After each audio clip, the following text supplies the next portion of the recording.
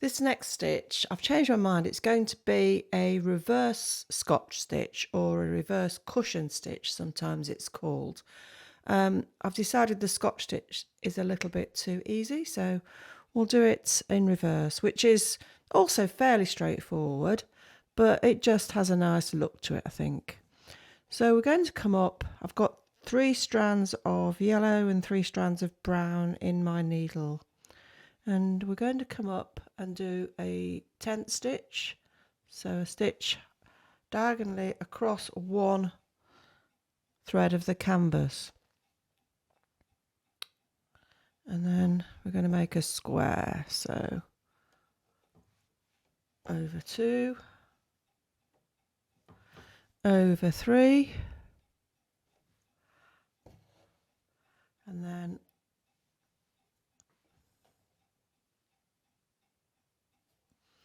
over 2, and another tent stitch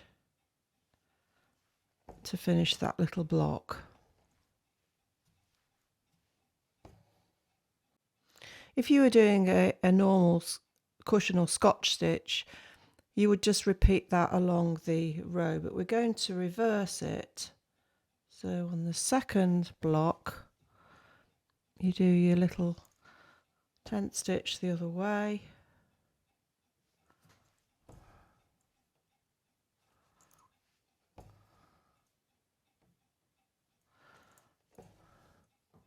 and so it's a mirror image of the first block.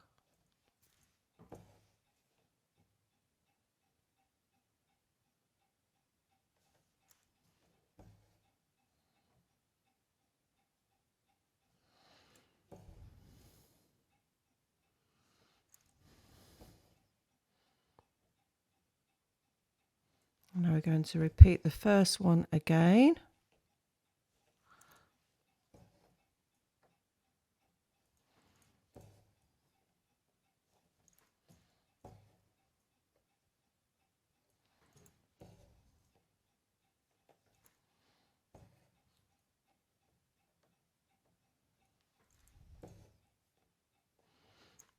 And continue like this to the end of the row.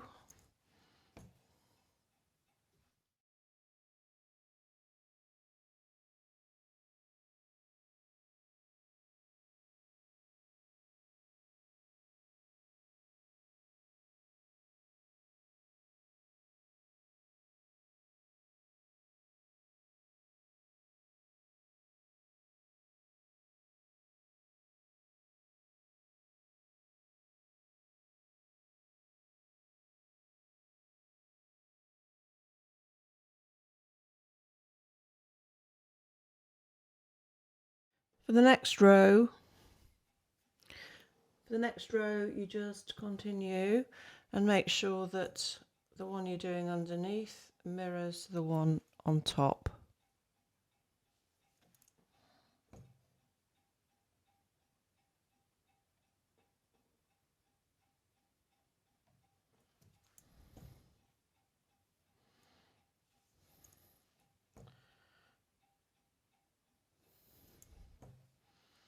I may put a bit of shading in this, just simply to make it more brown than yellow. So I've got 3 yellow and 3 brown, so I may change it to 2 yellow and 4 brown, and maybe end up with 6 brown. I don't know. I'll come back and show you what I've ended up doing. So this is a fairly nice straightforward stitch to work. I think 6 strands covers the canvas okay. You could use more, but it's a diagonal stitch, so it doesn't take quite as much thread to cover the canvas.